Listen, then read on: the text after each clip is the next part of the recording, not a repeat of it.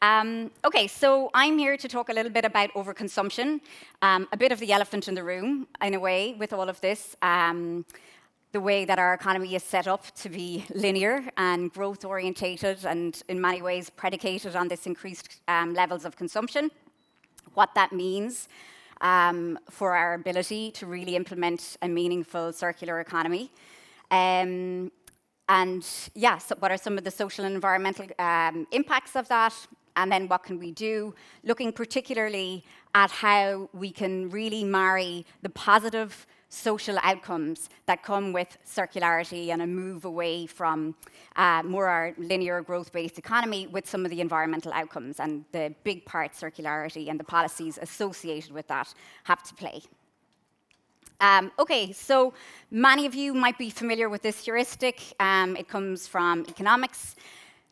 Kate Raworth, in ecological economics, and it talks about this donut model, right? That we are very caught up in the notion that everything needs to be economics-based and has to make sense for the market and so on. But the idea of this is really thinking about how do we reorientate our societies and economies to be mindful of the fact that we are living on a planet, an ecosystem on which we need to survive. The planet's going to be here, but we need a functioning ecosystem to have a society and within that an economy. So it's about kind of reframing. Bearing in mind that there are social needs among societies that need to be met, right? And those can be, water, food, health, all of those types of things. So really trying to find this safe operating space for humanity, as we call it, and being realistic about where we are today as a global community. So it's wonderful and great to focus on what Ireland is doing.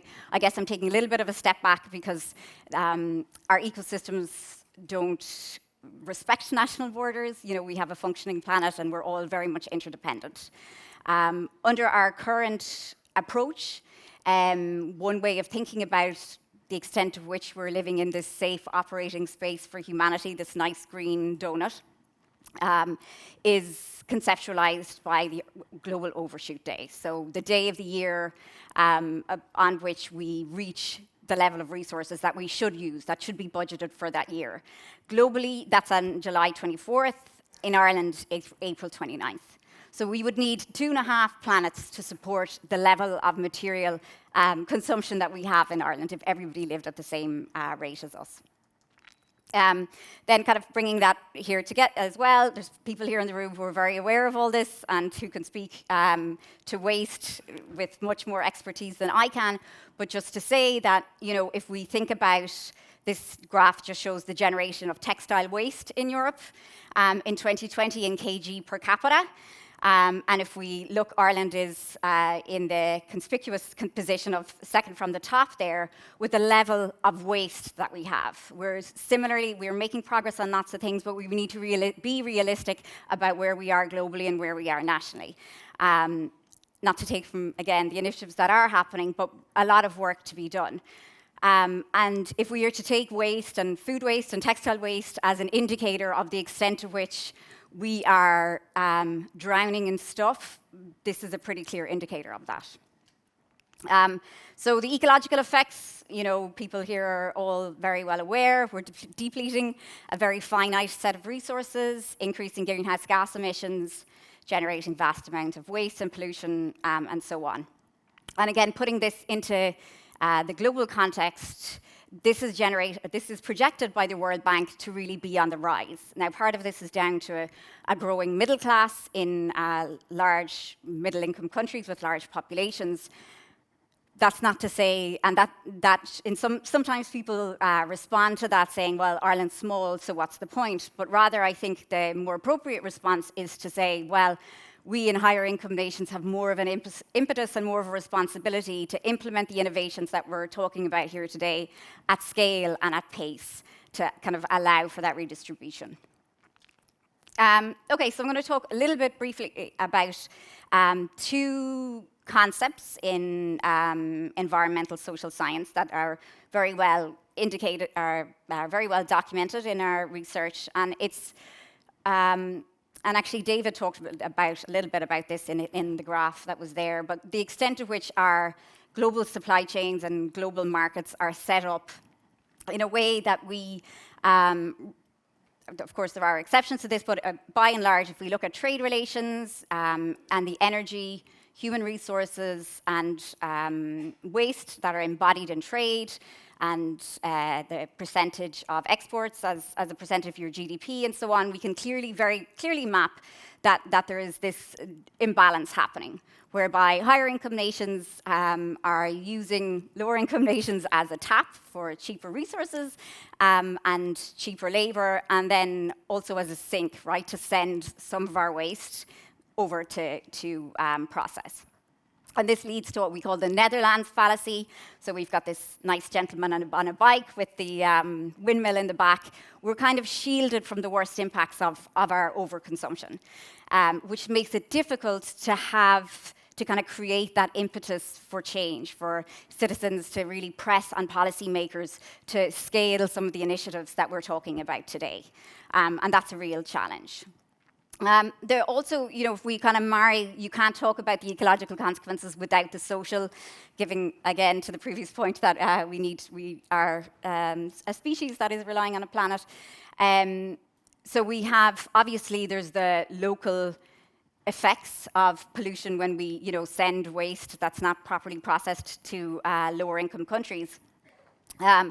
So there's localized environmental effects, but also it's facilitating this large rates of overconsumption that we have globally that are contributing to higher rates of warming. The last 10 years have been the highest. The hottest 10 years on record are within the last 15 years. So we know that we're not going in the direction that we need to go at the pace that we need to go at. So there is knock-on, it's not just localized environmental impacts, it has implications for all of us, and will have implications for migration patterns and so on. And people are aware of this, by and large, everybody in this room is, but I guess it's a captive audience, but in general, this is something that we are seeing more awareness of. And some of the ways that we see a little bit of a cultural pushback is, you can see Marie Kondo's tidying up on Netflix. People are pushing back against this kind of high rates of overconsumption. And we see that, if we look at the psychological literature, the kind of dopamine high that you get from immediate purchase that doesn't last, tends not to last. And then, there's increasingly literature showing that scaling back and kind of more minimalist approaches can have some positive emotional and well-being outputs. Okay, so if we know that the system as it's currently set up needs change, and obviously everybody here knows that because they're dedicated and working towards that. But the idea here, what I'm trying to put across, is that we need to think about the circular economy and the associated policies within a broader suite of policies if it's going to be effective. And I like how this is summed up by Jackson and Goff when we talk about why overconsumption is happening when we're very much aware of the social and ecological implications of it. And it's that we are persuaded to spend money we don't have on things we don't need to create impressions on people we don't care about. And I think that, really in the era of social media ties up a lot of where we are. We don't have some kind of big moral failing that the generations before us didn't have, right? We're all still wired the same way. We are just living in an era where, in a way, we're being hacked. So, throughout time, we have signaled our social status, the groups that we belong to, through consumption. That's always been the case. However, it has been highly intensified in the modern context, even in the last 15 years. So we can look at economics factors, so the global supply chain dynamics that I was talking about and can talk more about in the Q&A, facilitates access to huge amounts of goods. People have larger access to credit, more discount pricing. And this is, as we talk about solutions, so I'm not going to just be doom and gloom the whole time. But there's big social factors at play here too. People are time poor, right? We're working long hours to afford things, and the sense of community isn't gone. People are buying things to kind of fill a much deeper hole. And time poverty, absence of social connections, social media influences fashion cycles, and also this is really intensified by the global advertising and marketing. So even since 2010, if we look at global advertising and market spend, it's gone from 400 billion to €1 trillion. That's massive. That's our eyeballs, that's our kids' eyeballs, that's everything. So we also, if we think about the solutions that we're talking about in terms of the circular economy, these are concurrent policies that we need to think about too, right? Like regulating exposure, particularly for younger people, in terms of how much advertising they're being exposed to, what it looks like, and so on. We've done it for fast food. It's possible to do it in other ways. We also have very powerful industries and very powerful organizations at the scale that we haven't seen before. So I'm sure all of us are familiar with different legislations changing at the EU level and others partly down to lobbying. And a weak regulatory environment, which allows things like planned obsolescence and shorter lifespans, which undermines many of the innovative and good efforts of those industries, these kind of early movers that are in the room today, to try to be those leaders at scale. And then, technology is definitely a huge part of this, but the data is there that we aren't on track to meet the level of dematerialization and decarbonization of our environment that we need in order to stay anywhere close to a safe operating system for humanity. So one study by Hickel in 2010 showed that if we continue to grow our economy and our consumption at the scale that we see now, we'd require a decoupling at a rate that at 3 to 6 times faster than anything we've seen before. And these rates of efficiency and improvements would be 3 to 6 times faster than we've seen. So even the most optimistic techno-optimists are saying that, we don't have the technology yet. Now, that's not to say more technology isn't coming and that it's not a big part of the solution, but if we continue to grow our levels of consumption on scale, it's going to be really hard for this to catch up with it. Which brings me to kind of the final, more broader point about where the circular economy fits into this kind of bigger suite of policies and approaches. So we see a movement among many countries for this focus of what's called the well-being economy. So an economy that is realistic, of course, that we must have an economic system, but also that we need to be realistic about the limitations of our planet, the real consequences that are coming in the short to medium term, and the extent to which business as usual isn't an option. And really trying to have a unified social and ecological framework. So many times we talk about environmental costs. We have this environmental agenda and it's bad for people. And I think the circular economy is and the policies associated with that provide really good examples of where we can bring the social and ecological together, where we can think about not what we're going to lose, but what we might gain. As we do things like repairing. I'll give a small example of some of my students obviously are learning about these things every day, and it can be a lot to take on.